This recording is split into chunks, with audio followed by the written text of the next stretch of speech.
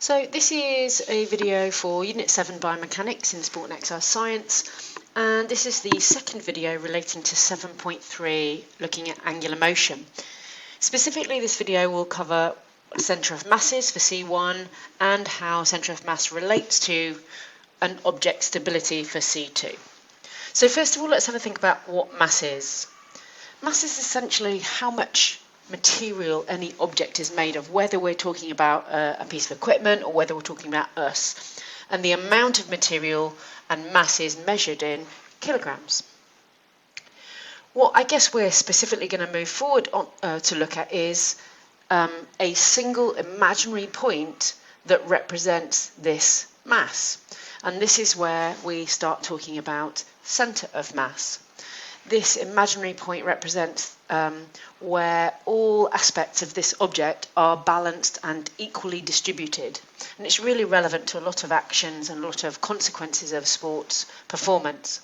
So you can see on these examples that the red blob represents roughly where the centre of mass would be. And I hope you can already recognise that it isn't necessarily in the centre of the object.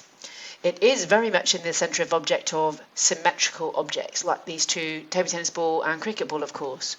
But for this athlete doing a squat here, it's actually just in front of the body, outside of the body. For this gymnast, it's sort of, I guess, just sort of above waist height. For this cricketer, again, it's outside of the body. And these positions of the centre of mass, this imaginary point, is based on the body position, so the technique in this case, or the skill, the technique they're executing in these cases. And based on what you're doing at any given point, your centre of mass may move. This cricket bat, of course, is not a sort of a symmetrical object, and in actual fact, some cricket bats may be heavily weighted at the sort of base of the bat as opposed to in the handle. A different bat might be distributed differently, and the mass might be nearer the handle, and so this point would be higher up. It just depends on the construction of the object. So the centre of mass for symmetrical objects is really straightforward. It is the epicenter, it's the absolute centre of the object. But a lot of our sports equipment are not symmetrical, they are asymmetrical, they are not evenly spread or distributed, I should say.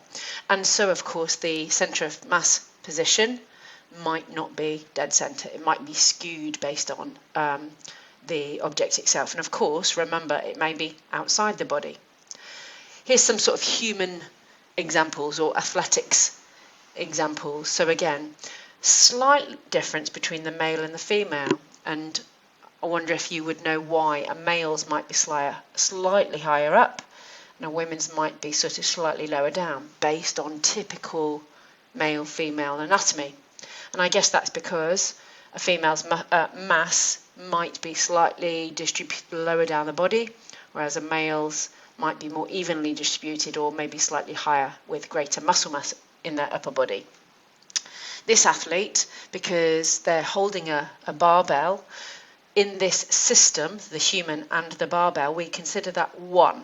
And so their centre of mass is higher up again, because not only do we have to take into account the fact that this person has their arms up, but this mass of the barbell has to be included and represented also. This athlete upside down, it's basically the same as this one, but upside down. Arms are above, might be slightly higher. Again, this shows an example of this distribution of the mass of this person. Accounts for the centre of mass being ahead and outside of the body, this one similarly, and this one similarly. So the key information there is centre of mass is an imaginary point to represent the distribution of mass of that object, and it can move, and it can be inside or outside the body. So this is the blue textbook definition, Adams et al. 2016. It's an imaginary point in which the weight of an object can be considered to be act and to be equal on all sides. Again, depends where it is based on the body position. And this centre of mass is the point through which gravity acts on an object. So this line, this vertical line of gravity acts down through the centre of mass, through the centre of mass, through the centre of mass. It doesn't matter what your body's doing, gravity will always act down on this object, this person, through that centre of mass.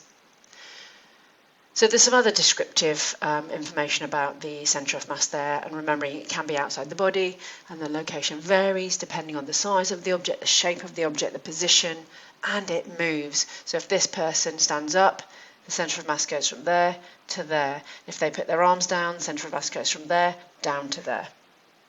You may know from assignment 2 that a long jumper's flight path is parabolic. Mass is more dominant compared to air resistance in this sort of an example. But what this also shows us is that that flight path is essentially where the centre of mass goes. So whatever the athlete does in terms of their technique, whether they, whichever sail or hang or sort of cycling technique they produce, or whether they crouch or tuck towards the end of the technique, this flight path of their centre of mass is not altered. It doesn't change. The reason why they might try to use their arms in the air is to prevent forward rotation. And they don't want that. They want to keep in this sort of open position to stop their body rotating forward. Here, why do they go into a tuck? Because they don't want their legs to touch down early. They want to delay as long as possible for any body part touching the floor, because of course the sort of furthest back point is where they measure from. So if they can keep their legs and their bottom out of the way of the ground as long as possible, effectively they jump further. Key point is that the centre of mass represents the route of the flight path, the parabola, and it can't be affected once you're in the air. It is predetermined from takeoff. Another couple of examples, obviously diving. Again, this is a parabolic flight path. From takeoff, the diver does all sorts of things and all sorts of moves in the air, but the flight path of the centre of mass is unchanged. And similarly, a back dive here. Whatever they do, the flight path remains unchanged. Now, something that actually is a nice example of how we want to manipulate centre of mass is something like hurdles. We actually want the route of the centre of mass for a hurdler to be as level and flat as possible. What we don't want is for them to be very upright over the hurdles, so that their centre of mass has to go up high and then come back down. Because getting centre of mass up high like this uses a lot more energy and is a lot slower than if they can get their centre of mass to barely go over the top, just about go over the top. So by assuming this sort of hurdling position with the leg forward, the crouch, the leaning forward over the front leg, what we're doing is keeping that centre of mass really, really low to the hurdle. And saving energy and being much more efficient and certainly being quicker in running style versus having to essentially do a high jump, running along doing a high jump each hurdle. Now high jump, that links me perfectly to the next example where centre of mass has been manipulated. The more historical techniques for doing high jump were things like this: the eastern cutoff, the western roll, scissors. You might well have done scissors at school when you had a go at high jump. And I hope what you can identify from these 3 examples is that in order to go over the bar, get the body over the bar, the athlete's got to use a load of energy to get their centre of mass over the bar as well. However, at some point, and I can't remember exactly what year, a chap called Dick Fosbury experimented with a technique called the Fosbury flop, named after him, which enabled him to go over the bar backwards and make this real arched position. Remember, centre of mass can be outside the body, and because he's gone over backwards and been able to make this arched position, the centre of mass doesn't have to go high over the bar, actually travels under the bar. And this makes it much more economical and much more efficient. But when he couldn't compete against the strong athletes at his college, using the standard high jump techniques of the time, Fosbury tried to jump a different way, backwards. Instead of jumping with his face towards the bar, bringing each leg over in the traditional straddle method, he jumped with his back towards the bar. Fosbury improved his record by over half a foot and left his coaches amazed by this strange new style of high jumping. During the next few years, Fosbury perfected his high jump style. won the U.S. national trials, and assured his place in the 1968 Olympics in Mexico. In the Olympic Games, Fosbury amazed the world with his new technique, winning a gold medal with an Olympic record leap of 2.24 meters. By the next Olympic Games, almost all competing high jumpers had adopted what came to be known as the Fosbury flop. What's the secret behind the technique? It lies in a physics concept called the center of mass. For every object, we can locate the average position of all of its mass by taking into account how the mass is spread around the object. For instance, the center of mass of a flat rectangular object of uniform density will be in the intersection of both diagonals, in equal distance from each corner. We can find the center of mass for other objects by similar calculations, or by finding the object's balancing point, which lies right underneath its center of mass. Try balancing a broom by holding it and slowly bringing your hands together until they meet. This balancing point lies right underneath the broom's center of mass. We humans also have a center of mass. When most people stand up, their center of mass is around the belly. But what happens to your center of mass when you lift your hands in the air? Your center of mass moves upwards. It moves all the time as you move through the day, based on how your body is positioned. It can even move outside of your body.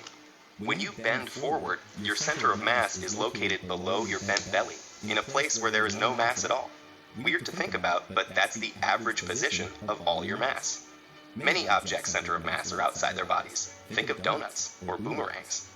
Now look at the Fosbury flop, and follow the position of the center of mass of the jumper. The jumper runs very fast, so he can divert his horizontal velocity to vertical velocity, and jumps. Wait for it. There.